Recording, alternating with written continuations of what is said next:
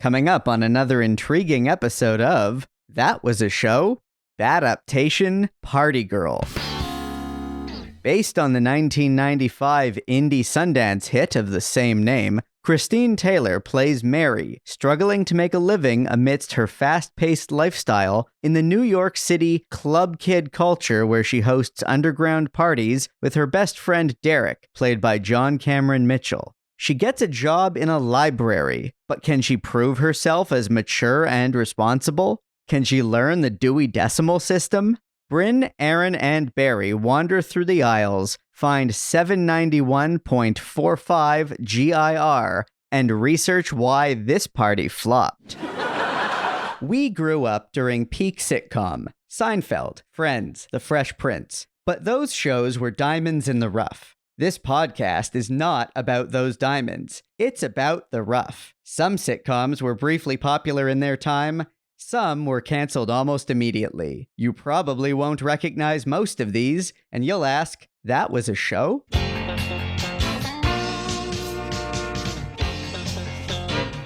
That was a show? The podcast about failed or forgotten sitcoms from the 80s and 90s, starring Brynn Byrne, Aaron Yeger, And Andrew Helmer as Barry. a Radio Gizmo production.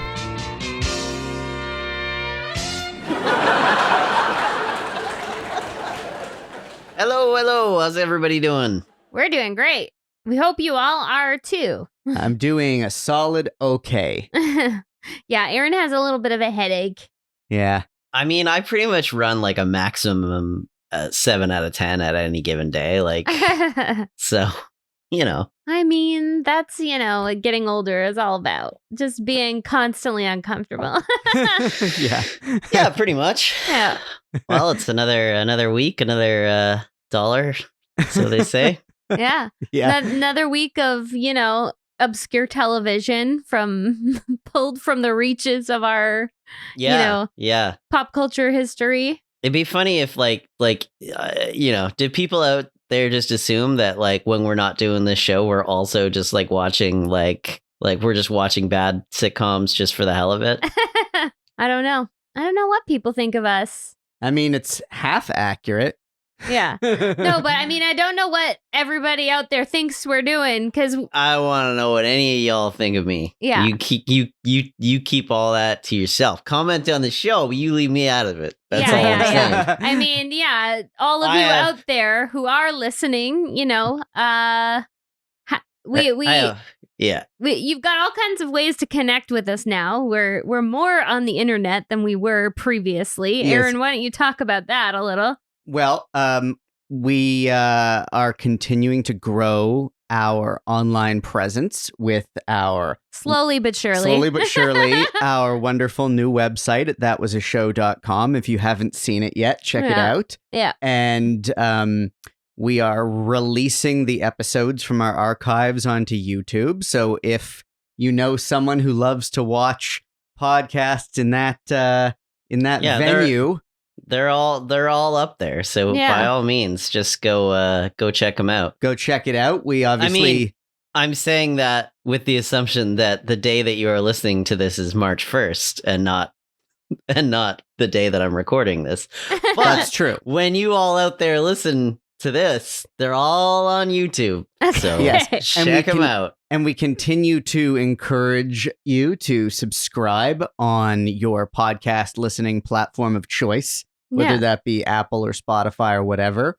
But if you know people who like to listen on YouTube, or if you're listening to this on YouTube, hopefully this is the right place for you.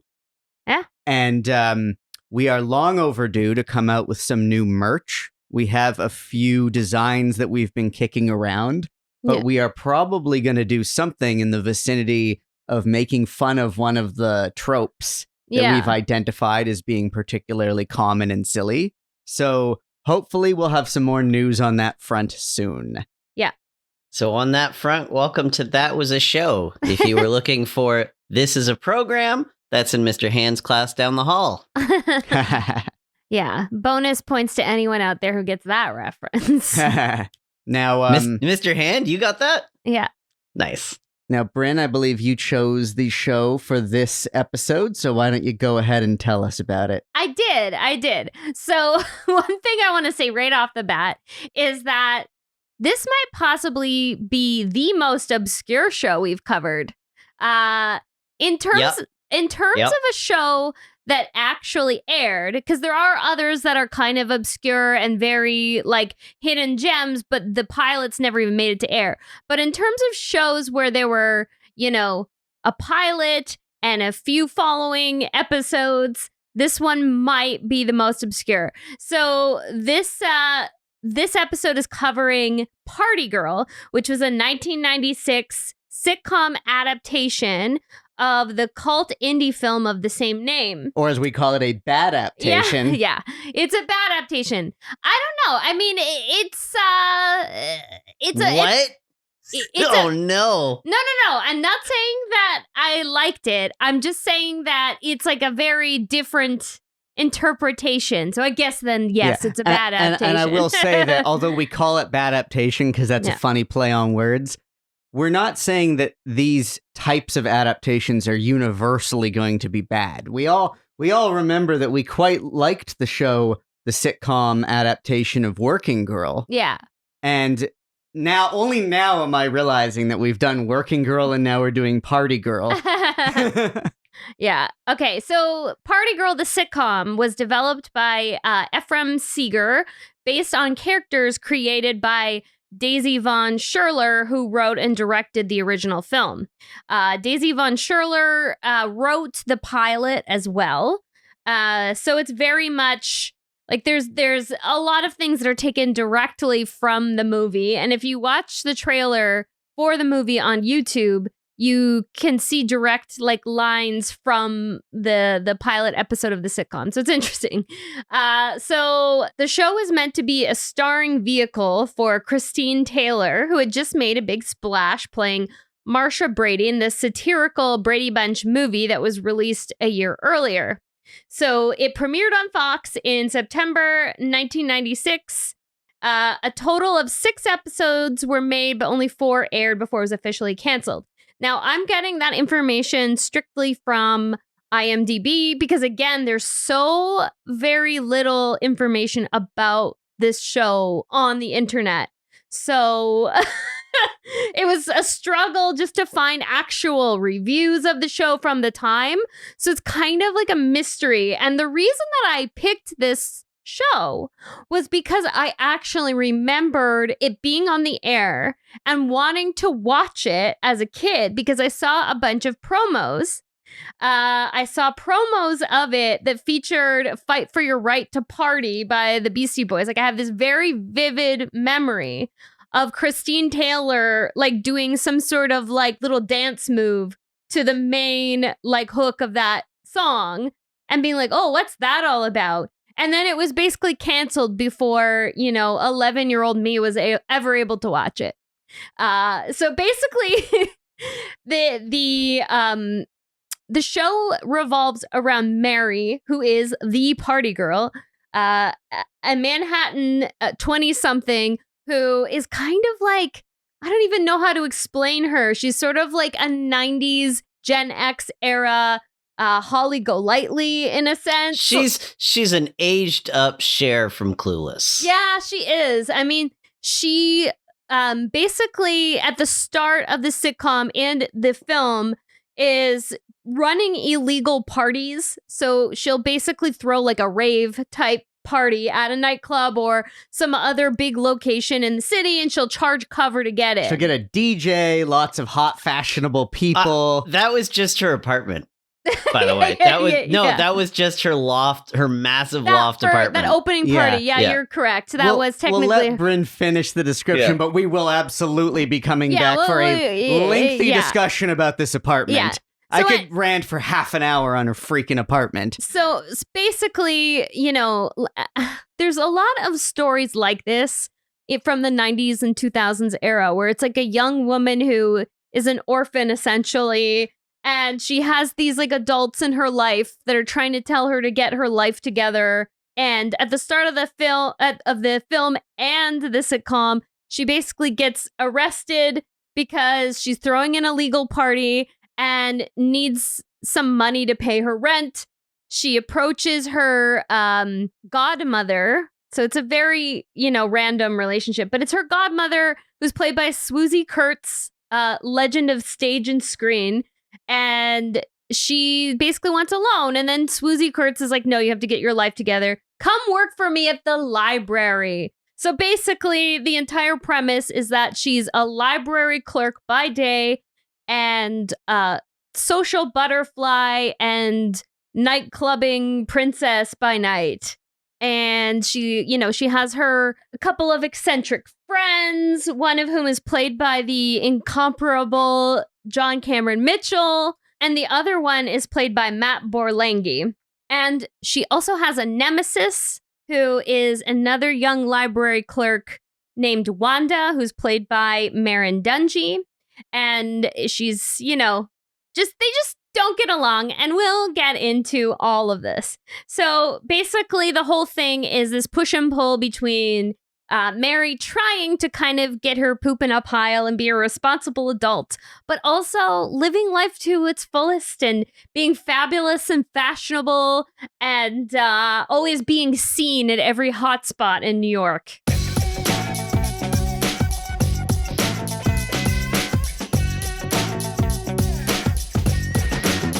It's very much a 90s time capsule. Yeah, it's it's interesting because as our audience knows, I probably come off the mildest on a lot of these shows. I usually like to give everybody a pretty fair shake. I fucking hated this. I hated every minute of it. I have honestly, I can't remember the last time I saw a show that so closely resembled like, a piece of shit. Like, man. It was so bad. There wasn't anything, like, I kept hitting across these bits where, like, just watching it, like, everything has the cadence of a joke, but there's no actual jokes. Yeah. It's just lines with actors really, really fucking trying. Yeah. Really trying, but just being like, I'm sorry, I don't want to be mean, but this is just a bad script through and through. So every bit of it was bad. Yeah. So, well, here's the thing that's weird about it all. Okay, so I agree with what you're saying. The problem is, so I actually watched 75% of the movie leading up to this. And the movie is actually starring Parker Posey in the Mary role. And Parker Posey is playing the role in a very dry, like her sort of typical, very dry, kind of quirky, spacey persona. Where it's a little severe, it's a little eccentric, and it's very deadpan. And for some reason, the dialogue and the scripting, it works more in that world.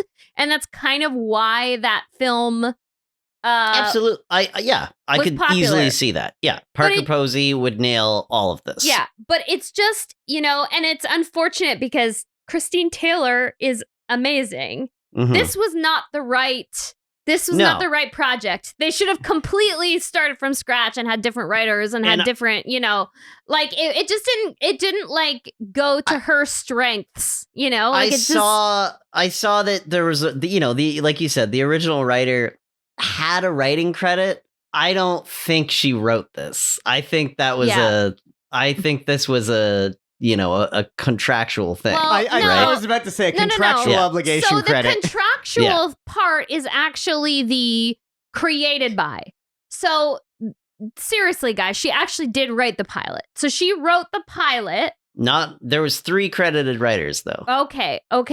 But I don't have this specific article, but I read that, so she wrote the pilot with whomever else. Because she's not a TV writer. She was barely a screenwriter because she, she had a co-writer for the movie, and then she jumped into this project, and I think the created by is more of a contractual thing because they're her characters.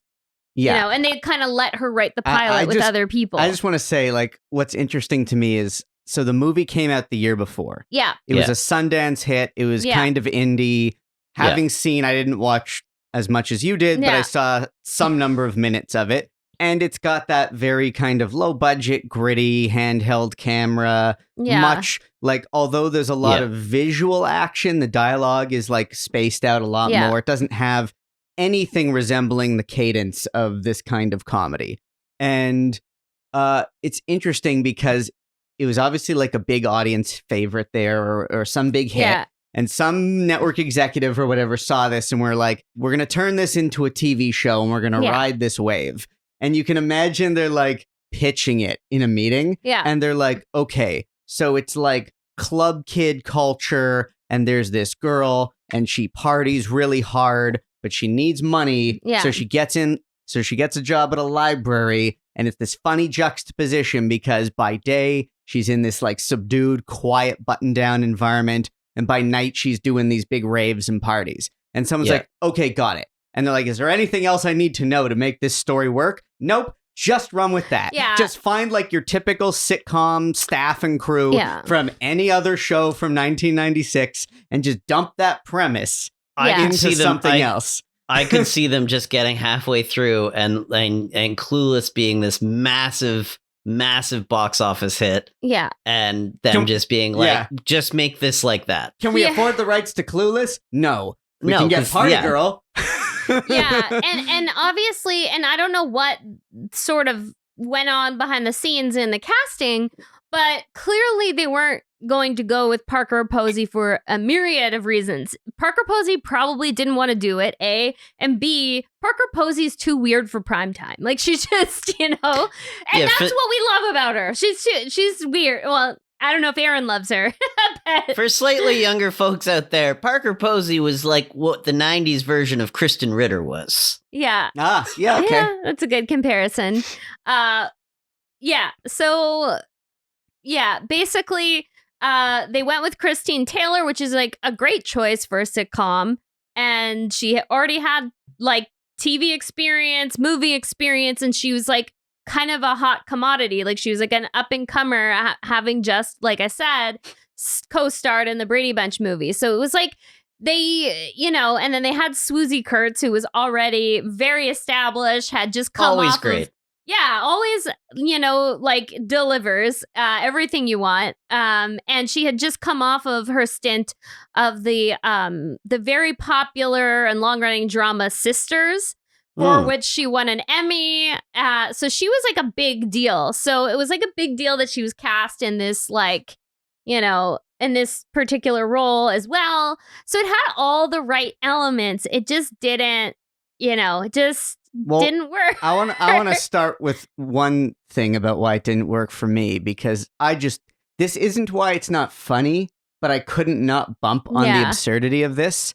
And so I'm just going to talk about the show and then the fact that this played out in the movie too. But like, a library is an interesting environment to set a sitcom in, because on the one hand, we haven't really explored that before, and everyone's been to a library, so that's kind of interesting. On the other hand, libraries are notoriously quiet, subdued environments where you don't have loud, zany people shouting at each other.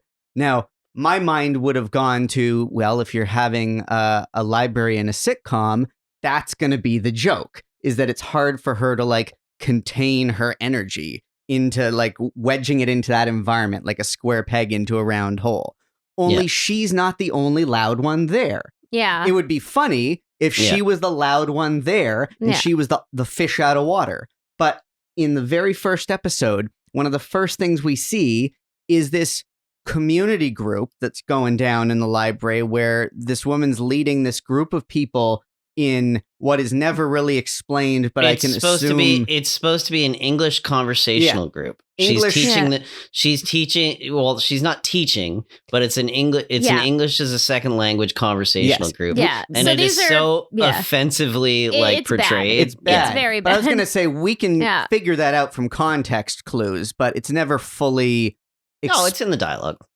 She Is says it? it. Yeah. Yeah. It was hard for for me to figure out at first. It was hard for me to follow. But then it was like, okay, it's like, these are people taking ESL courses, and this is like an offshoot of that. It's like a conversation group. It was so hard for me to practice. follow, maybe, because you'd never have a conversation group right smack in the middle of a library. Because again, quiet environment. Right. But how in 2 episodes of this show was there not a single shushing? I don't know. There was one. It was a really big one. Where? Because when she comes in and she meets Wanda, like she's like shushing her like crazy. Right. Wanda is, because I don't know. We'll talk about how she hadn't met her yet, though. This is when she meets her. Just because she's speaking. Yeah. Right. But it's almost like they've made the Wanda character the sort of like the library police. Whereas what makes no sense is that the woman who's her godmother, I guess, who gives her the job, she should be the one who's enforcing the rules there. Yeah. It's all very weird. It's very weird. So I basically already, for the purpose of this episode, we watched episode 1, the pilot, and episode 3. I already basically went through the entire pilot because we meet Mary at the top of it, and she's throwing this party, and then she immediately goes to the library and is trying to kind of shake down her godmother for some money. And then at this point, there's, this sense that she wants to prove herself to her godmother and wants to be like, I am an adult. I can do things. I am capable. How dare you imply that I'm not? Because there's all this back and forth about how Judy, the godmother, was best friends with her mother who passed away years before. And, Judy, it's kind of wild because Judy's basically like, you're too much like your mother. It's like, but that's like your friend. I don't understand. Yeah. You don't like this person that was like your best friend. I don't know. So anyway, yeah, so she's giving her a hard time and is like, I'm not going to give you any money because you're irresponsible, blah, blah, blah. And then that somehow morphs into her hiring her at the library. And it's basically a challenge. It's like, well, I don't think you're going to succeed at this. Let's see how this goes. And then, she encounters Wanda, the other clerk, who I think is studying to become a librarian. I think that's her. Yeah. Sorry. Go ahead, Aaron. You got very. And another thing about this job. And I thought this would just be the sitcom because of what we like to call sitcom logic. Yeah. But then when I saw the beginning of the movie, I was like, oh, exactly the same thing happens in the movie. So both the movie and the show posit a world in which a library branch operates like the personal private business of the head librarian who can just on the spot hire anybody, hire anyone they want without any qualifications, regardless of, just on a whim, as if it's not a public service job run by a municipal government. Yeah. That would have all sorts of rules around this. There's not a single element of this library that has any relation to a library. Yeah. Not one. The only thing they know about libraries is a school library. Yeah. They basically, the only thing they know is they knew 2 things going into writing the script, and they didn't care to look anything else. They knew the Dewey Decimal System was a thing. Yeah. And then they knew that there were carts with books on them that you had to shelf. Libraries have books. Libraries have books. They knew that. Yeah. It is a place with books. And then there's, in both the sitcom and the movie, there's this really odd joke where it's, right away Wanda is like, I assume the Dewey Decimal System. Oh. And for some reason there's this weird sort of horror movie moment boom, where it's almost like she's traumatized, Mary is traumatized by the question. Yeah. And it's like, how would, how would she be so filled with anxiety? She's never even been exposed to it before. How would she even know that? And the same thing was in the movie. Yeah, and it's so weird. To the word. And there's this cut to a what looks like a mug shot. I think it's a poster. Yeah. Well, there's the poster of Dewey. No, she does. It's just a quick scene transition of her doing a mugshot, but it's the library instead of jail. Yeah. Yeah. So it's like the implication is that it's prison. It's prison for her. Yeah, like right. having Okay. to do but it's weird because you would think that kind of thing would come later when she's having to learn about it and it's stressing her out. She doesn't even know what it is yet, really. She doesn't really understand. The whole thing is just, it's this complete bullshit idea that basically like they're getting a real kick out of somebody who's like, you know, young, hot and fashionable might possibly have hidden depths. Like the fact that she discovers that she really likes the library. Yeah. Fuck that. Why? Why does she like that? I don't know anything about her. Like, I didn't see her liking it. She got fired, you know, like, fuck it. No. Yeah. It's so stupid. Basically, she tries to work for a day and like sucks and then gets fired. And then she's with her friends and they're doing their normal shtick. And, you know, she's like kind of lamenting about this whole thing and how it feels terrible that it didn't work out. And it's like, why do you care so much? This is like of little consequence to you. And they basically decide to break into the library and her friends decide to help her learn the Dewey Decimal System in the middle of the night. She also says, because I really liked it there. I found where I really wanted to be. And you're like, when? This makes zero sense. Yeah. You hated it and you were fucking around the whole day. Yeah. Yeah. Like there could have been a moment where something happened in the library that she really connected with, but I don't think that there was. Yeah. Not in the version that hit the screen there wasn't. Yeah, no. Yeah. I think in the movie, the thing where it's slightly more believable, she doesn't get fired right away. There's like this like longer period of her adjusting to it. And it's actually, it very much grows on her. And by the end of the movie, spoilers, everyone, she decides she wants to become a librarian. And so it's like a whole, I don't know. I mean, the parts of the movie that I saw also felt a little like it was forcing this library premise. But in the context of a one-off feature film with that kind of vibe, I thought, okay, like that's, I could see how that'd be a fun world to play in. But it also reminded me when I was watching the show of like all the characters feel like these two-dimensional archetypes where there was no effort made to like give them depth, and even hinting at the idea, like you said, that they might have depth is a novelty in itself, which reminds me of the movie The Big Lebowski, which I will just very briefly say was a movie that I now count as one of my favorite all-time comedies. But the very first time I saw it, I hated it because a lot of the characters were these two-dimensional archetypes and like cartoons, like caricatures. And I didn't get it. And then when I rewatched it a second time, I was like, oh, that was on purpose. That was the point. And then when I watched it in the context of like what they were supposed to be and what the joke was supposed to be, I was like, oh, this is very clever. And so I was like watching this show, trying to give it as much as I could. Like, you know, I was really trying to give it a chance. Like, especially, you know, watching the second episode, I was like, okay, I'm going to try to go into this with the mentality that there's a reason why these characters are written this way. And this is a TV show that was made around the same time as The Big Lebowski. I was like, maybe that was something going on in the comedy world. These characters are...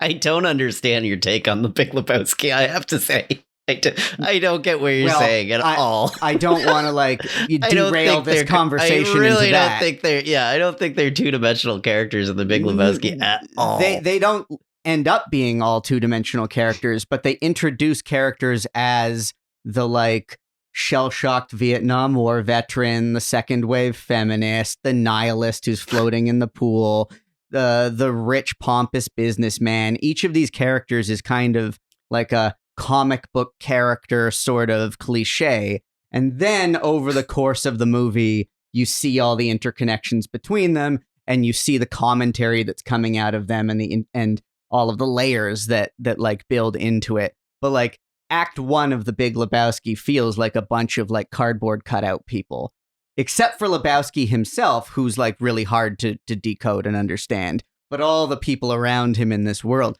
But anyway, this is going to go too far off into a tangent. I think I'm just not really getting it in the context of like this show. Okay, in the context of this show, Yeah. I thought like the way you articulated well the idea that like it feels like they're playing off the novelty of the idea that she's this party girl, but like what if she's actually smart, or what if she actually has depth, or she actually I'm mad at that I because know. I think it's offensive that they think that that's a novel idea, that somebody might have depth to them. But what I'm saying is I'm mad at that too, but what I'm saying is that there are other stories in feature film formats where the beginning of the movie felt like it was doing that, but by the end of the movie you can see that there was a purpose to it and the characters evolve. Yeah. Whereas in this show, it didn't feel like that was happening. They're all very two-dimensional, and everyone's just crotchety and doesn't like their life, basically. Nobody likes each other, really. Yeah. Like, okay, so yeah, I mean, like Wanda, we have to talk about Wanda because I feel like Marin Dungy was done dirty with this role because she's just so one note. She's just there to be the antagonist, and there's nothing like about her that is like, you know, she's just like, obviously she's like annoyed that this, you know, other woman her age comes in and has zero experience. That would be really frustrating. And I understand why she would be antagonistic to her, but just the way that she's antagonistic is just so one note and so like, you know, and maybe they had plans for the character to evolve. Like that's usually, you know, something that kind of develops over a season. Like maybe Mary gets her to cut loose and go clubbing with her or something. Oh, maybe definitely. That's Definitely that would have the happened. plan at some point. Yeah, but I was going to say, like, it would have been cool to see the idea that, like, okay, Mary is uncomfortable being in this library environment, and she doesn't fit in there well. Yeah. So instead of creating this really put on antagonistic relationship between them, it would have been far more charming to show them as, although very different from each other, more like they bond over that shared difference and make it so that like Wanda helps Mary fit in at the library and Mary helps Wanda with whatever like social anxiety that she supposedly has, or whatever they were trying to build toward. And the idea that like all of her dialogue is either scolding Mary and tattletaling. She's like written like Minkus from Boy Meets World. Yeah, she is a Minkus, big time. Or like, I don't know what the expression would be, but like thirst trapping over books about human sexuality because she's looking to like all repressed she's or whatever. Repressed or whatever. Oh yes, because of course she's repressed. Yeah, well, they had to. It's frustrating because it seems like such a cliche to such a stupid perception that these women working in this library would be so repressed. It's like, no, just because they like to read. It's so absurd. I found in general that this show had some very offensive ideas about women in general. Right? Like every female character I feel like was poorly but so written. were the men. Like it's very two-dimensional. But here's what I'll say. And okay, so here's what I'm going to say. The reason I enjoyed watching it more than you guys is because it wasn't made for, like, you guys. Like, it is very much a very certain young woman's fantasy to have this, like, kind of lifestyle. Like, it is, like, she is positioned as, like, I think, a modern Holly Golightly, this kind of, like, free spirit who is, like, living it up in the city and is trying to figure out what to do with her life, but she's very like hip and glamorous the whole time. Like it is fun. It's the same reason why a lot of people watch Sex and the City. It's like a fantasy. It's like very much like, you know, so yes, is it flat? Is it boring? Yes. But I lived for those freaking getting ready montages. like the close-ups of all the shoes. I enjoyed all of that. I was like, this, like, I have several notes that are literally just noting what she's wearing in the scenes. Like, you know, it is very much just it's like a magazine, like a lifestyle magazine in a sitcom format for, you know, young girls and women who are like in a small town and fantasize about like living an exciting life in a city. Okay, but speaking of the let's call it the visuals, the production design, the world that they're showing. Okay. This, you know, we've commented on lavish loft apartments in many sitcoms before. This was one of the most extravagant. And in a world in which she is on the edge financially and desperate for like $100 loan from her godmother and able to somehow cover her expenses by taking a job as an entry-level clerk at a library, it just makes zero sense that she has this massive, extravagant loft full of like Versace clothing. Yeah. It's a mystery. It makes no sense. It is very much like a Sex and the City type thing where it's like they had jobs. Well, yeah, but not jobs that would pay them enough to fund those lifestyles even. Like if you... At least enough to faint it, though. I mean, like this one, like she's making minimum wage. So Carrie Bradshaw, like people have written in depth about this, like especially women writing in depth about this, but how Carrie Bradshaw, there's no way in hell she could have afforded that wardrobe. She would have gone to prison because of the amount of debt. Like there's just no way. So it's a similar thing. And yes, okay, was the apartment ridiculously large? Yes. But I would also argue that it was kind of claptrap in some ways. It wasn't that luxurious because there's that weird loft that she got constructed that then became her closet underneath. Like it is kind of a quirky but it was still too nice. If you see the movie, she's in a big loft that you could throw parties in and stuff like that. But it is very bare bones. Like an illegal apartment. It is, but on the other hand, a very illegal for me, apartment. The apartment like mildly annoyed me. But to be honest, like we know lofts are expensive. Yeah. Yeah. The loft didn't really ring that false to me based on all the other shows we've watched. Yeah. I mean, I don't know. I felt...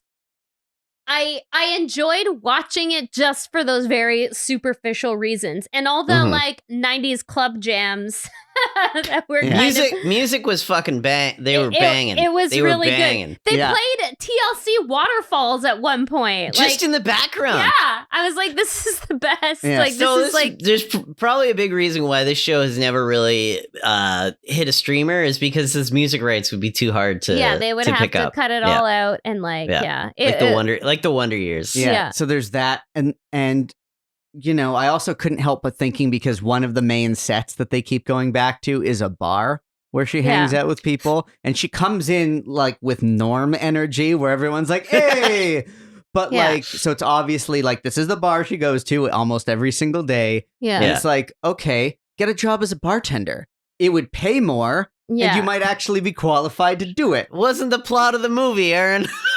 Yeah, but I think it's so forced. The plot is so forced. The whole pretense that, and I feel like it's a weird perspective because it's like if someone is really into the nightlife in a particular city, they probably will be working in it. They will be an actual club promoter paid by the club. Exactly. They will be like a bottle service girl or something.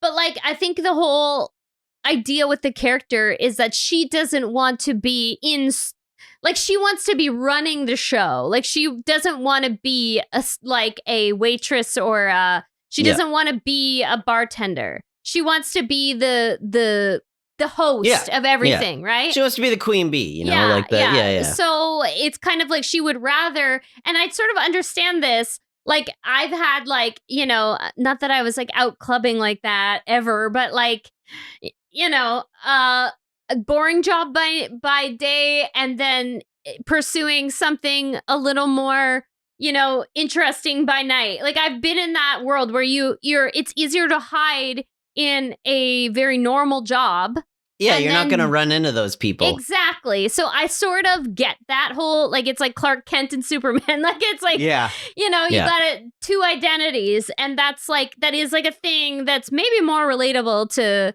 like millennials and probably some Yeah. Gen Zs, although they've found ways to make money that are completely Yeah. different. I feel like if Mary were a young person now, she would be an influencer. She would be like she would be like some sort of like internet famous personality, and that's how she would make her money. Well, Instead of like, yeah. having to take a day job to support But again, I mean, for me, watching the show, I was like, well, that was the premise of the movie, so it's the premise of the show. I didn't really have to question that. Yeah. I don't think and I don't even think it's a bad premise necessarily, even Yeah. though I've complained a lot about like, but a library is a quiet environment or whatever. Like, sure. And as long as that's part of the joke, that's fine. Like, it's not necessarily Yeah. a bad premise. Just Mhm. like figure out these characters and then figure out how to make it funny. Like it Yeah. just didn't land. It was Write a just joke. flat. Write a Yeah, joke. It was flat. I mean, and then Well, they wrote a lot of jokes. They were just Well, not okay. funny. When? It was packed with setup, I didn't- punchline, I rhythm. didn't hear a single Well, joke. The dialogue is all set up, punchline, rhythm, and there's. I'm gonna look through my notes because there's a few that I wrote down where I was like, this should have been funny. It just wasn't. yeah. So I want to switch gears a little and just say, obviously John Cameron Mitchell, who would later go on to be very famous for Hedwig and the Angry Inch, Yeah. is in this, and it was really interesting to see him in a sitcom role. Yeah. Also very interesting for the time is he is very he is very coded as a queer character. Yeah. But never explicitly stated to be. Yeah. At least in the 2 episodes we saw. Yeah, it's true. And for 1996, even it's sad to even look at this and be like, this was good representation at the time. I know. They're not even allowed to say he's gay, but the fact that he is clearly gay was sadly, that was as good as it got. Yeah. You know, like we're right around the time of Ellen coming out on TV and basically that show tanking. Yeah. And 2 years away from Will and Grace. So Yeah, it's interesting. And like, Yeah. I think that's why that joke maybe that we should transition into the third episode the episode 3, which is the second episode we watched, where there's this awful joke where, you Yeah. know, basically it's her and her bestie, and he's trying to so the punchline ends up being that he's trying to get her to use a day planner because she's so flighty and can't manage her schedule. And basically they're sitting on a couch and you can't see, like, it's like just like a medium shot of just You like can't their see below their stomach. yeah, you can't see below their stomachs. And he's telling her to like touch it. And he's like pressuring her to like just touch it and like put it in your hand and all this stuff. And it's like, it's a very gross joke. It's not funny at all. And then the reveal is supposed to be that they're talking about a day planner. But it's like, if the character is coded, like, what is the joke there? If the character is coded as queer, like, you know, why would he be doing that?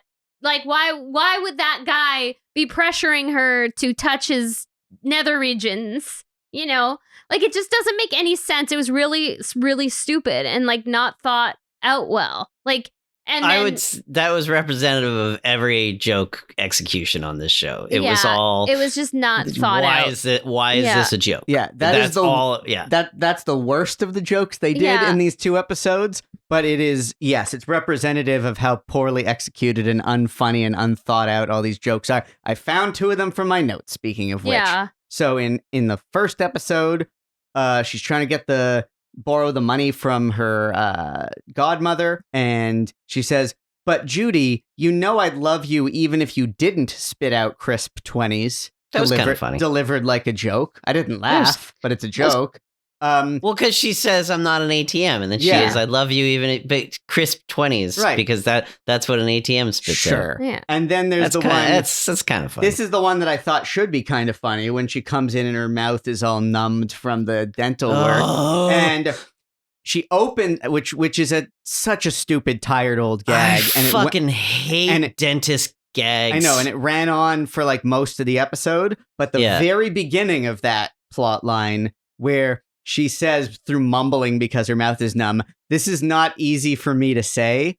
And then what she's doing is she's really complaining about how Mary had promised to like pick her up from the dental appointment and she's disappointed in her.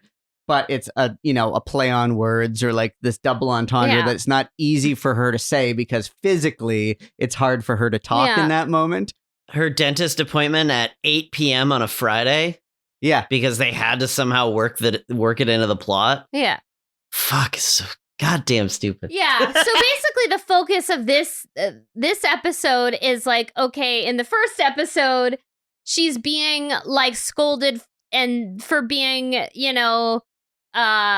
very irresponsible with work and finances. And now in this episode, she's being scolded for being irresponsible in terms of like helping out the people in her life and being a people pleaser, but that's not the character. Yeah. So like you guys had already touched on, she fails to pick up Judy at the dentist when she's supposed to. And this kind of launches into a whole thing where then Mary's challenging herself to like, help people in her life. But then she's overwhelmed because she overbooks herself and has to manage not only taking care of Judy, but also going to a school dance with like a 12-year-old.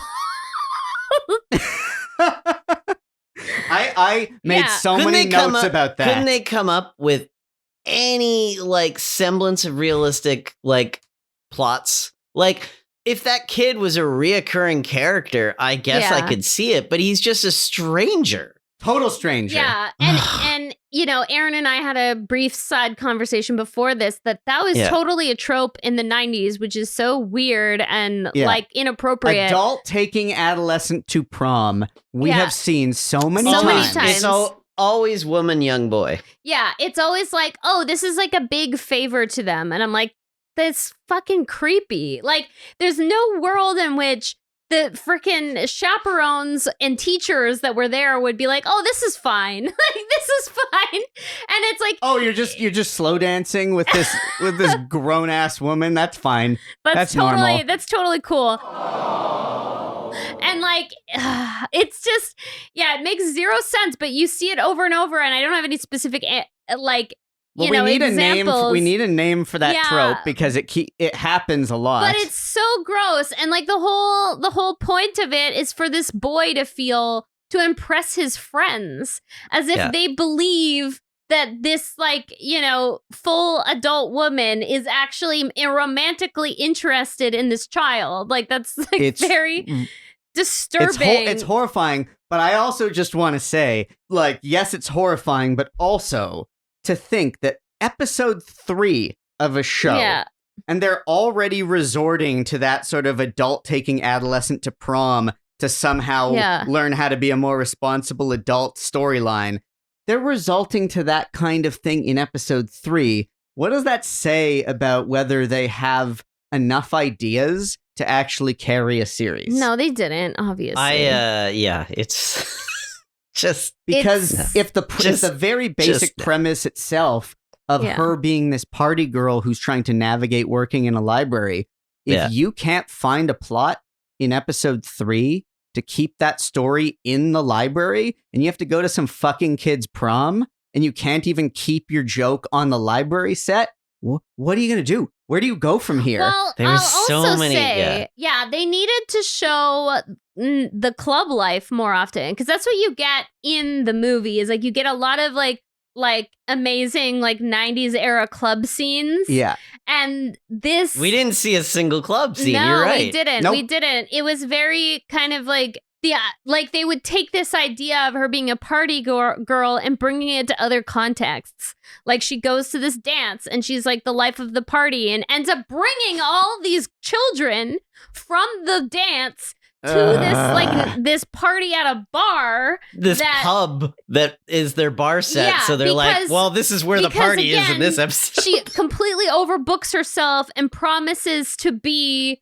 at this party that John Cameron Mitchell's character is like I hosting. want to say Derrick. Yeah. I think Yeah. it was Derrick. It was Derrick, yeah.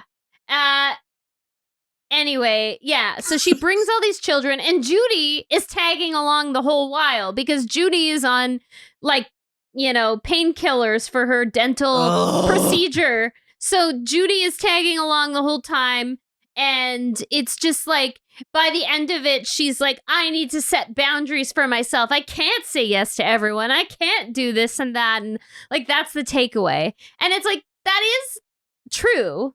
You But shouldn't. that's not the the character is so selfish. Why would that be her issue? Yeah. It's only It her doesn't issue make any because sense. they told us it is in that Yeah. episode. But she would be the one Yeah. that's always flaking, Yeah. But which it's like, the episode starts with. right. Okay, but here's the thing. Again, I don't know why I'm such an apologist for this character in this show. But like, I don't think she's inherently selfish. I think she is just like flaky and I made a joke to Aaron. I'm like, is she coded with ADHD? I'm like, but I project that on every female character I see now as someone who is late diagnosed as ADHD. But- So I project Yeah. that on every character, but I could relate to the idea of feeling this pressure of like pleasing everyone, and then things backfire in your face because you don't know how to manage. You don't have the executive Yeah. function to manage all these things, hence where the day planner comes in. So, I'll say that. I will say you are right. The character, yeah. If I have anything on this show, is there have been past instances where we've watched shows and I have absolutely hated the characters. yeah. This isn't necessarily that. Like, I don't think any of them are like ugly, like people to watch or anything like that.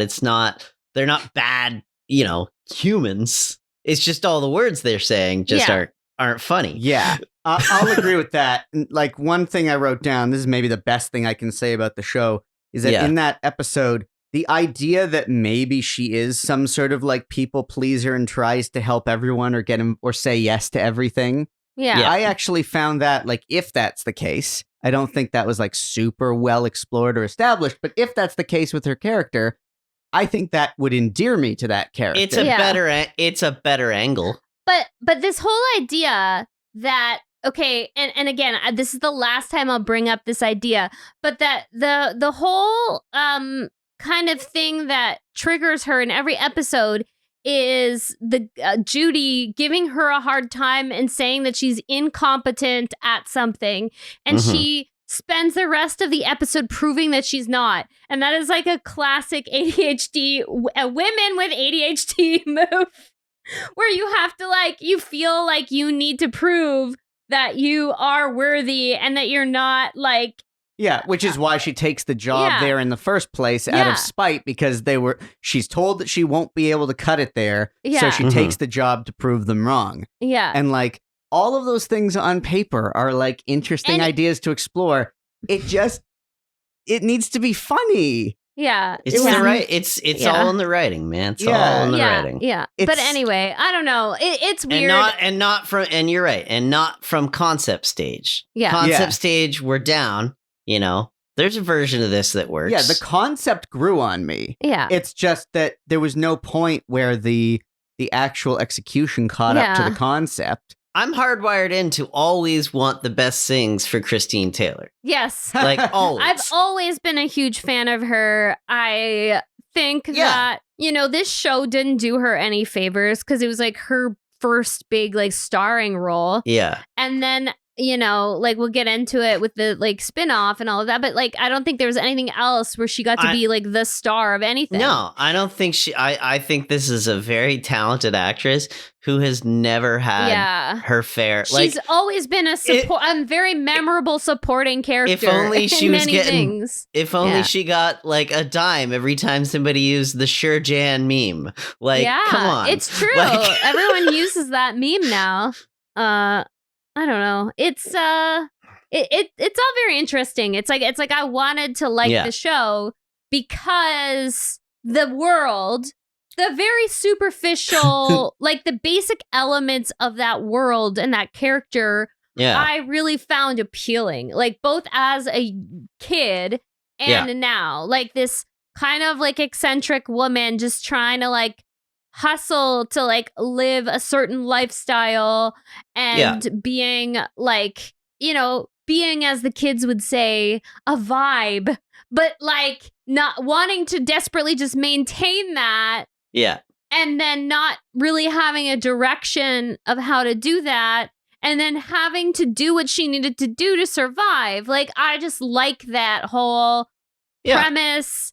I think I relate to it. I think like the more interesting and hip parts of her, I found very like aspirational, like, Yeah, so make a show about that. Yeah. Maybe, agreed. maybe. Those are all great things that you're Agreed. describing that are adjacent It's to like, what we I've saw. I've always liked these characters. Like, similar is it's also just like Kristen, speaking of Kristen Ritter, I've been thinking about from this whole Don't time. Trust the Bee, like it's this another hustler, but she's like a bad person. Well, like, she's like a great, like anybody out there, it's on Disney Plus, don't waste your give it time a with good Party binge. Girl. Go watch Don't Yeah, Trust the Bitch that's in a Apartment very 23. funny show. Yeah, It that's is a very hilarious. funny show, and that's how you do that character. But I want that character to actually be like a good, decent person. That's Right. the thing. So They usually end up being kind of like, although Kristen Ritter in that show, you do root for her. Like her name's Chloe, the character's Chloe. Yeah. But you root for her, but she's not a good person. well, like, she's the anti-hero, and Yeah. whereas the She- other but character, she- what's her but name, she- who's but like the, the good June. person? Dreama Walker's June. character. I can't. Oh, June. Yeah, June and. Honestly though, but even that character, which this is, it's a cartoon version of it essentially, Yeah. right? Yeah. Where she's over the top. Even that character, she does have redeeming qualities because she Right. does really care about June and Yeah. James Vanderbeek, and Well, Yeah. that's what it is. Going Literal James Vanderbeek. Literal- James Vanderbeek Yeah. plays a cartoonish version of himself, and it's the best thing that's been on TV in it's decades. very funny. Yeah. So just going back to something we touched on earlier, sorry, it's I'm Now sorry. you're just laughing thinking Yeah. about it. You're just I was laughing just at- thinking of when it came out. Like this is like a good 12 this years is like ago, a 12-year-old probably. show, but And him being really excited because he got cast next opposite Kiernan Shipka, and she's like 8 or 9 at this point, and he says, "I've always wanted to work with her." although Sorry, I will say derailed. One thing Sorry. that Don't Trust the Bee does wrong is not a proper use of Eric Andre, because Eric Andre is like a straight man in it, Yeah. like it's a very good show though, and yeah, it is the way that you do this kind of character show yeah. or character, which takes me back to what we were talking about at the start, which is the relationship between the main character in this show and Wanda. Yeah. They needed to develop a friendship immediately. Like for me, a June and Chloe dynamic. like June and Chloe. Absolutely. For Absolutely. me, Yeah. that's not a will they or won't they that I'm willing to wait a Yeah. whole season or multiple years for. That's Yeah. a pilot problem. I need to But see. this is But a that's show that also- this is a show that if we're somehow on 3 seasons later, Yeah. this is a show where you would check in 3 seasons later and they would still be playing these exact same beats. Yeah. Because it's the 90s Yeah. and we were all full of internalized misogyny, women included. So women Yeah. can't just Be friends with, yeah. Yeah, it can't just be a positive relationship. There has to be a toxic dynamic thrown in there. Yeah. Even between her and Judy, even though they are close, there is this they're never- shitty, Yeah. dynamic where Judy's always telling her that she's a piece of shit, Yeah. basically. What you needed Like, to happen, in the pilot is Mary comes into this environment. The godmother is like, sorry, I can't give you a job here. You're clearly like not qualified. Yeah. I get that you need money. I'm sorry. And meanwhile, she meets Wanda, who is very different from her and is initially like, who's this person who thinks they can work here and do my job when I have like training for this, and she doesn't. Yeah. But over the course of her hanging out there, realizes I like having this person around because she's like helping me break out of my shell and meet people or inviting me to a party or Mhm. whatever. They bond, and it Mhm. needs to be Wanda who convinces the boss to bring her in and hire her so that she can be around. and then Right. they become like fast friends because Yeah. at the end of the But day, they couldn't do that no, in they couldn't do that. 1996. But at the end of the day, in a sitcom, I'm not going to want to hang out with these people if they don't want to hang out with each other. Yeah. Yeah. Yep. Yeah. I mean, I did like her, dynamic with like her friends. Like they were fun characters, but Yeah. yeah, it's just, But to what end? yeah, to what end? I feel like the bartender character, if you put this bartender character and the bartender character from the George Carlin, and you showed me 2 pictures of them or one scene of both of them, I couldn't tell you which was which. yeah. They are both Yeah. the same, okay.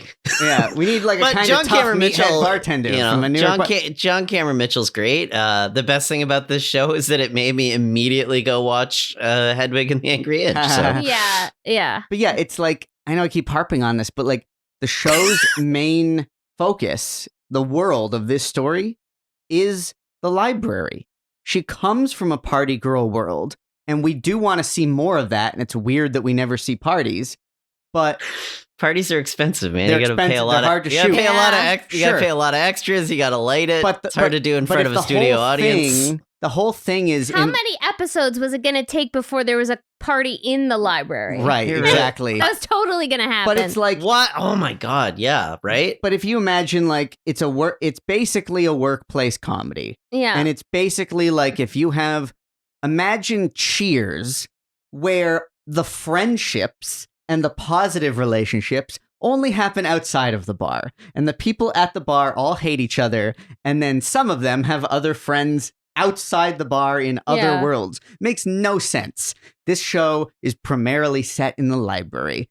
She's got to have someone she's bonding with in the library within Yeah. 5 minutes of the first episode. yeah. Or it's just, what are we watching? It's, I don't know. Another thing to call out is, so one of the, so there's this great article, like it's in the Wall Street Journal. So I know like Wall Street Journal isn't great, but there's this very great in-depth article that's sort of part oral history, part regular like article exploring the movie Party Girl. Okay. And it's like, yeah, let me pull it up. It's so you can find it, like if you can get beyond the paywall.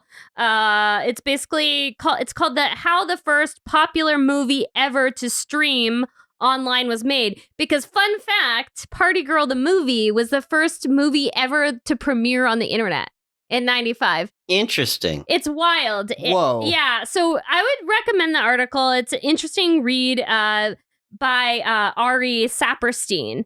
And there's like lots of like talk with the cast, including Parker Posey. And there's a lot of talk with Daisy Von Scherler. And basically the premise of the movie was like everything we've talked about.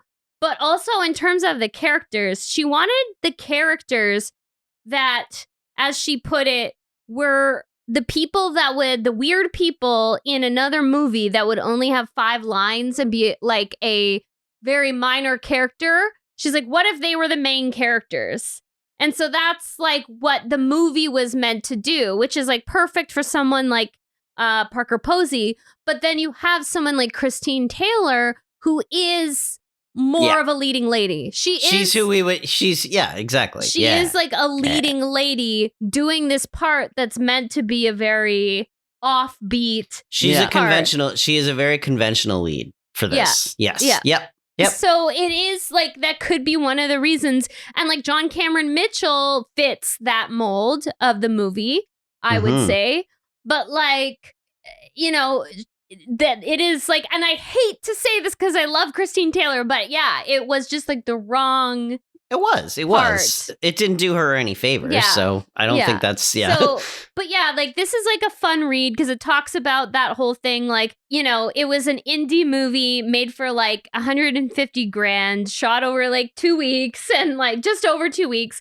And it premiered on the internet. And I'm so sorry. I can't really speak to the technical aspects of that, but it was, this guy, Glenn Fleischer, helped them like launch this whole like web premiere with the distributor of the film. and they kind of get into it a little bit, but there's like literally only a few hundred people across the United States that were able to like watch it. I was Yeah, going to say, because- who had fast enough internet Nobody then did. to Nobody watch a did. movie? You couldn't even watch a movie trailer in '95 Yeah. without taking So- like I remember you'd have to wait for a movie trailer to load for like an hour. Yeah. I really can't explain all the tech bits, but you'll get some insight into it if you can read the article. But basically, yeah, it was like a very like sort of crude like 90s version of streaming that happened, but they used to do similar things because they used to do those pay-per-view events that were like Oh, they still do those. but they were like an analog event, but it was like live. So this was like sort of a live premiere Mm-hmm. over the internet. It's interesting. Yeah. And yeah, so it is like a very interesting history to have, because clearly this movie was trying to be sort of subversive, and it was trying to be like a movie that was like a innovative movie in terms of storytelling. But, you know, and if you watch it now, frankly, like most things from the 90s, it doesn't really hold up. There's like a little bit of stuff that you would not say or do now. But thumbs up or thumbs down on the movie? Oh God, I'm gonna say thumbs down. Like, sadly, just because it's so. Well, content aside, though, I mean, like, you know, it was '90s. Give them a break. Yeah. No, it's very dry and specific. Like, it's not. I don't even know. I didn't. It was hard to engage with. The things that were most engaging were just the set pieces of everything. Were just like the fashions. Like, there was an article in Vogue as well talking about the fashions of the movie, like a 20-year retrospective. Man, the mid '90s were wild for indie film, huh? Like, just Yeah, it was a good time. Like, people just didn't give a shit. They just went out and made movies, and they didn't care. yeah. I you mean, know? like, think about just the mid '90s shit that was coming out. You know, you had that. You had Clerks. You had, you know, Reservoir Dogs, El Mariachi. These movies were made for like no money, Yeah. and like, you know, they were able to be huge, right? Yeah. And they had a big dance number, and there was still in the library, and there was still no shushing. In the You know- movie or in the show? In the show. In the show, I think they had one in the movie too. there was. yeah. Of course there. I mean, why wouldn't you? Why wouldn't you? You know, Yeah. it's a great bit of visual comedy. I loved the absolute how much they went for the height difference between her and the kid. Like, Yeah. really, you know, made sure they put her in the biggest possible heels possible. And there was a cut to it, and like she's easily 1.5 to 2 feet taller. Yeah. And I was like, okay. You went for you went Yeah. a little big on this one, and I appreciate it. It's one of the only like things that got a little chuckle out of me, because like, yeah, Speaking of going big on something, when she comes into the library in her like triumphant return to take the job, and she comes dressed, quote unquote, ready for work to be a librarian, and she comes in this orange dress with glasses as this like sexy librarian cliche. not And even the same sexy librarian glasses she wore in the scene No. before. And Yeah. the audience, like the ow, ow, ow, woo, you know, like the crazy like sounds from the studio audience. Yeah. It was Fox. It was the most intense version of that. Yeah, it was like the most Fox version of that. It was Fox. Yeah. Yeah. It was Fox. Overall, oh yeah, we were talking about this when we watched the show. Like the laugh track was so hard throughout Yeah. this whole series. It was the audience was really. It was definitely not a laugh track. That was definitely a live. Do you think that was It- a real life? Because it sounded 100%. No, it did. It sounded, but it was like they were being like Yeah. paid to laugh But I was a lot like, or something. did they goose They it? were all That's what we were talking about. Like, It was did they- Goose. They, Yeah, they it was goosed goose. it. Yeah. A goose suit. It's an old circus term. Yeah, you know, you'd be surprised how rarely is it a track. It's very rarely a track. It's Yeah. almost entire. It's almost always actual. No, audience, I know that, but right? I'm watching this and I'm like, how did they get these people to laugh? Well, because they have to. They pay them, and they that's what they do. They put on the applause Yeah. and the laughter signs, right? Yeah. So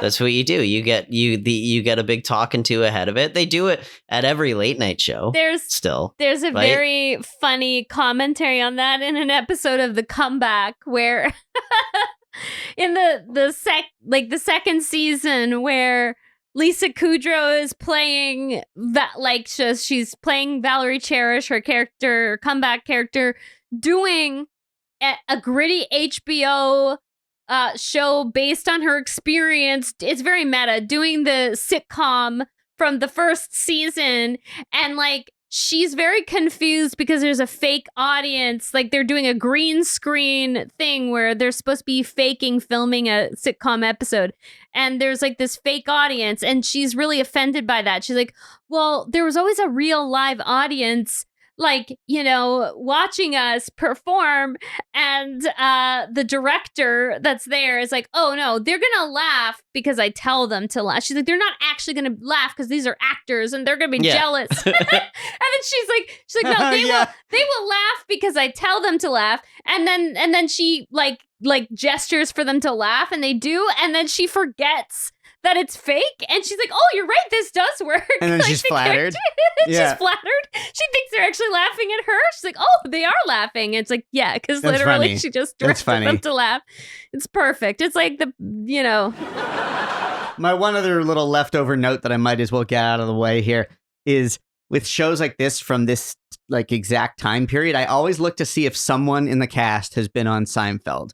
And I was very happy to see that Maren Dungy, if we're pronouncing that right, who plays Wanda, was the cashier in the bookstore episode. And I rewatched the scene to confirm. Yeah. And she's the one who says, I'm sorry, we can't take this book back. It's been flagged. It's been in the bathroom. Yeah. Please take it home. We don't want it near the other books. Yeah. And then we George don't want goes, it near the other books. well, you just lost a lot of business because I love to read.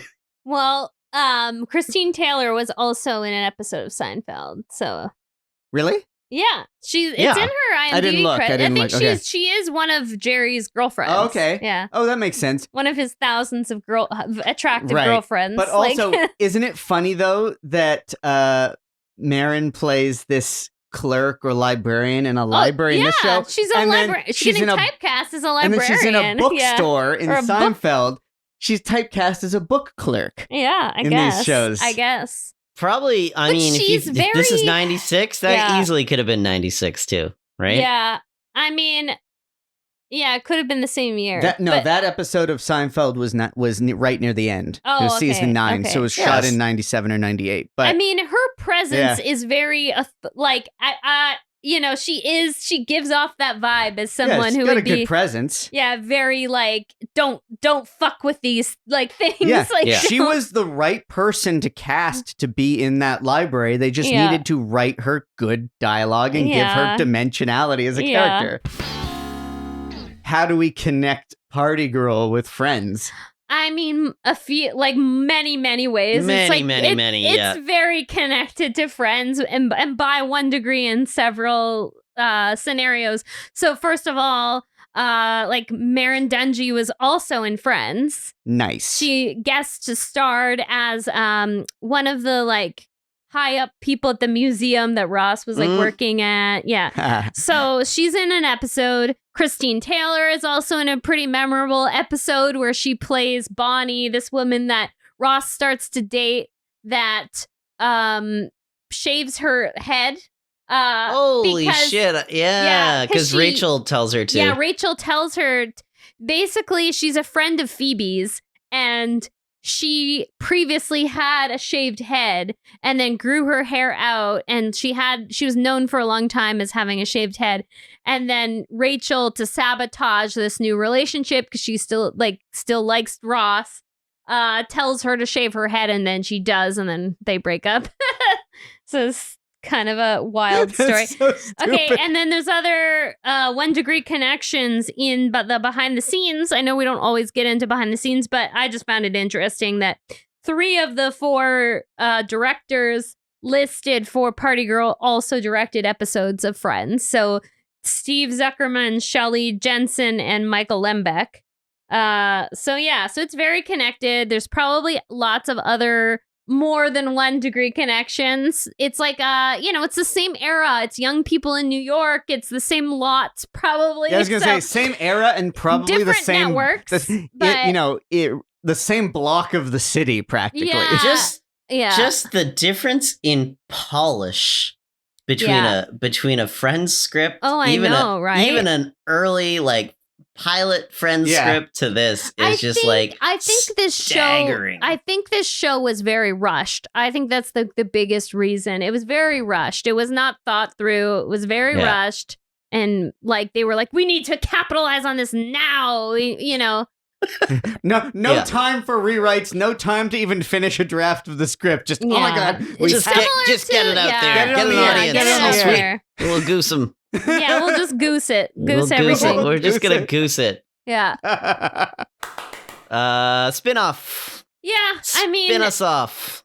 I mean, based on the cast list, I think you guys can see that this show didn't really hurt anyone's career. Like, Christine Taylor continued to appear, and although, she never quite, was the main star of anything, she's always been a star in my eyes. Like, she's always been that memorable, supporting character in so many projects, and she was in some of the top TV shows at the time as a guest star, including Friends, Murphy Brown, Seinfeld, and then films classic films like The Wedding Singer, Zoolander, and then Dodgeball. Because she did a lot of stuff with obviously her husband, Ben Stiller, who she's recently reconciled with. Apparently, they had divorced, and then during the pandemic, I guess they got back together. So good for them. I missed the breakup.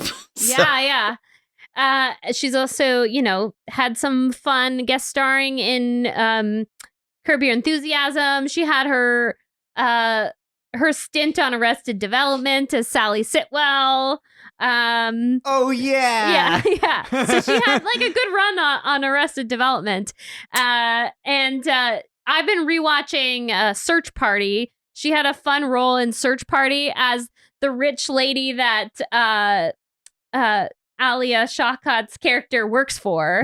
And she gets way too involved in all of the drama because she's basically bored and has nothing better to do, and helps them with their weird hijinks and search for Chantal in the first season. I think she's in the second season too.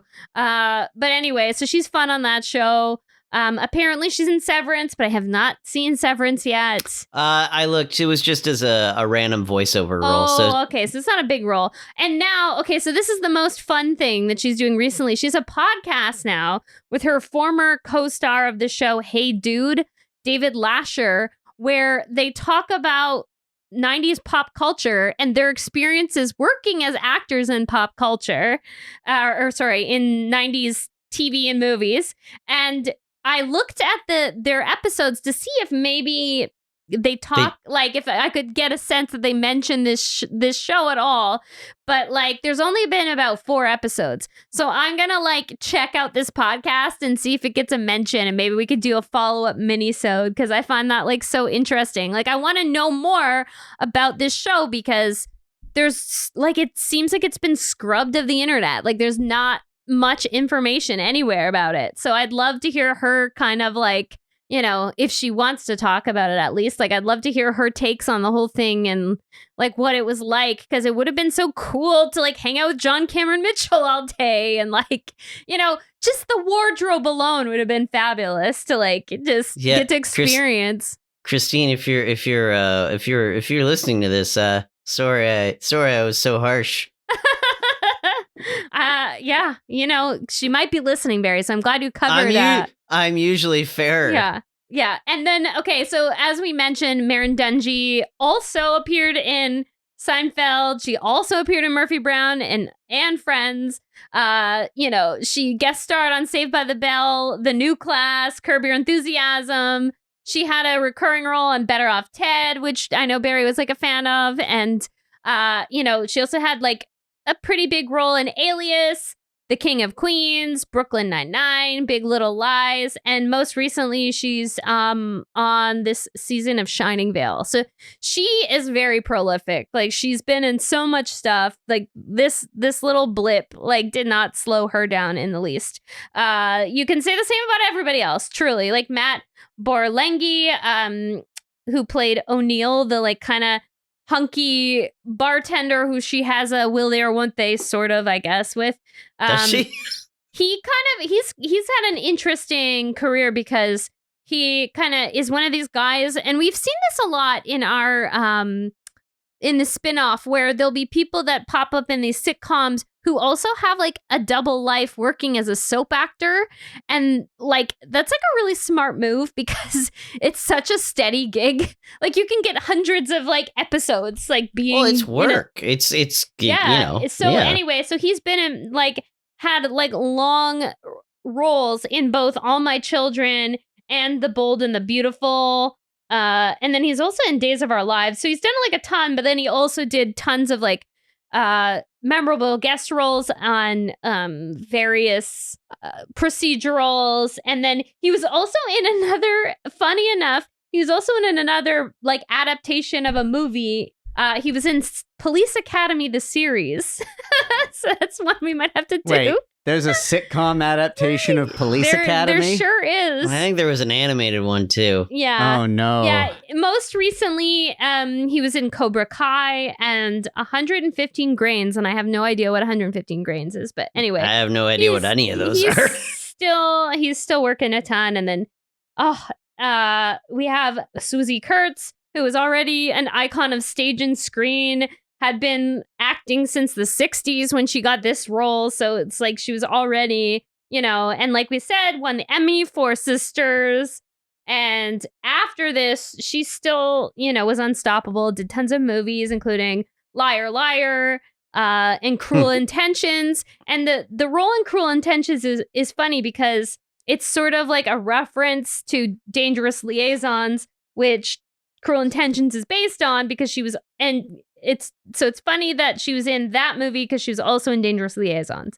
So yeah, she also had roles in Huff, Pushing Daisies, Mike and Molly, Grace and Frankie, and is currently co-starring with Mayim Bialik in the show Call Me Kat.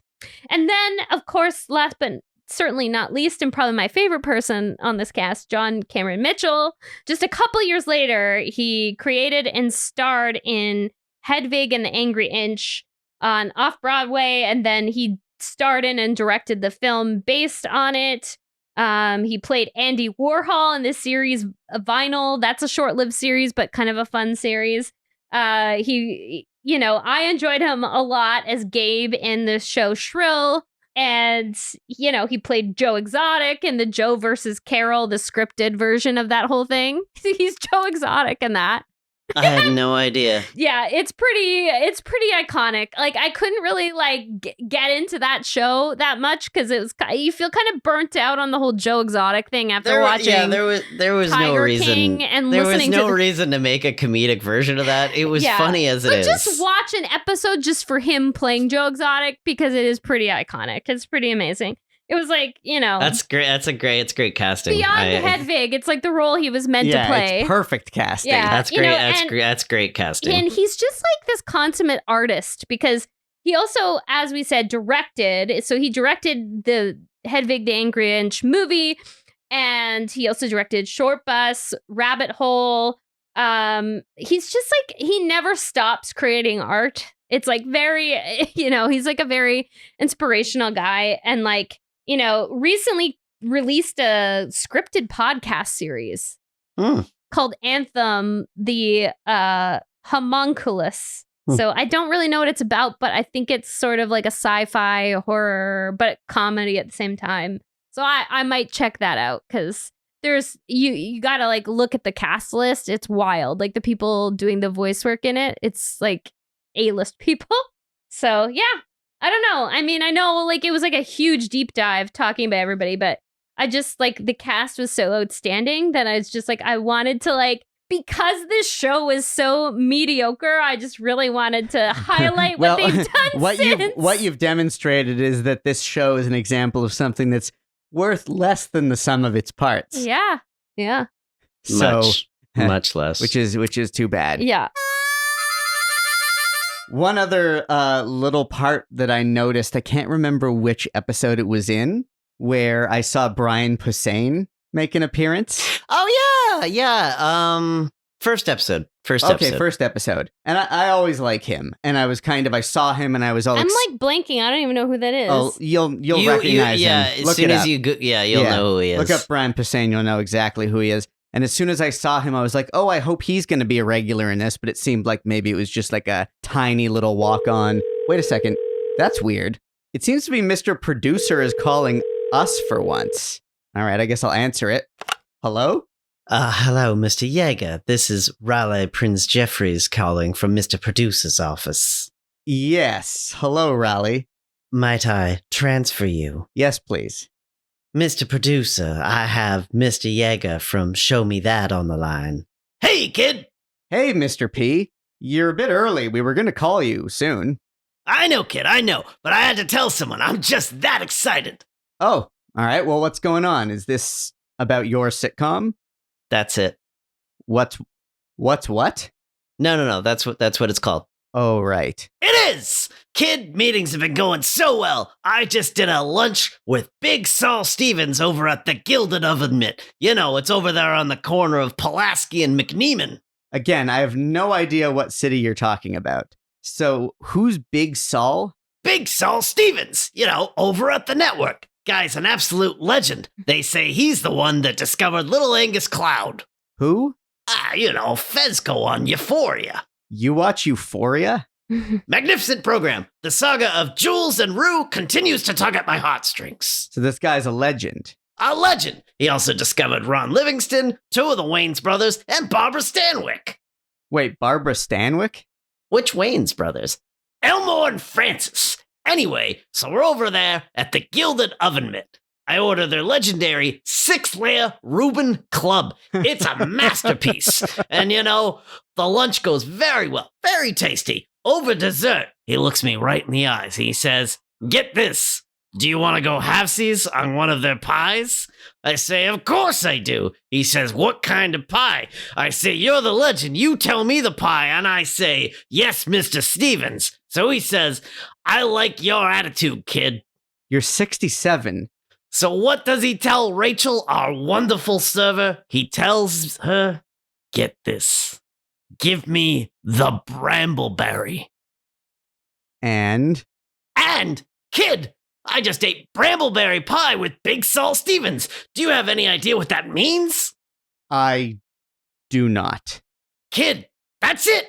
The show. It's on. That's what that means. Wait, how does that mean? I gotta go, kid. I just needed to tell you the good news. Yeah, but What is a brambleberry? it's like raspberries and blackberries, you know, berries that grow on brambles. Why does that mean something? I don't know. Yeah, but you're in the business. Is brambleberry like code for... I don't know, Barry. Mr. Producer's always up to some sort of zany shenanigans. I didn't follow like any of that. So I'm still trying to understand. His show is called That's It. Apparently, yeah.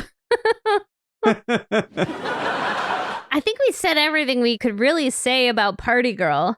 What do you guys say we just go hit a club right now? I mean, I don't know about hitting a club. It's Sunday night, and I'm old and tired. No, thank you. I wouldn't mind hitting a library. I would much, yeah. Just, you know, sipping a cup of tea, grabbing a few books from the stacks. But you can't have You can drinks have in the tea. library. Have you been to a modern library? A lot of you're them right. have cafes in the lobby now. That's true. But you can only have the drinks in the in the lobby. Yeah, but I'm a rebel. I don't follow those rules. Aaron. I don't live by that code. Aaron. Wanda's gonna snitch on you. Oh, man. Cut to sassy 90s club tracks. Yeah. Oh, yeah. Dun, dun, dun, dun, dun, That's... dun, dun. Yeah, see if you can grab some royalty-free club track. Yeah. Okay, cue royalty-free club track.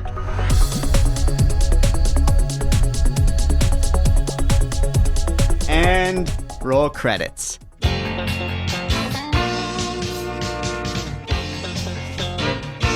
That Was a Show is created and hosted by Brynn Byrne, Andrew Barry Helmer, and myself, Aaron Yeger. It's a production of Radio Gizmo in Toronto, Canada. Subscribe, rate, review, and share. Follow us on Instagram and tell your friends about it. That Was a Show? Radio Gizmo.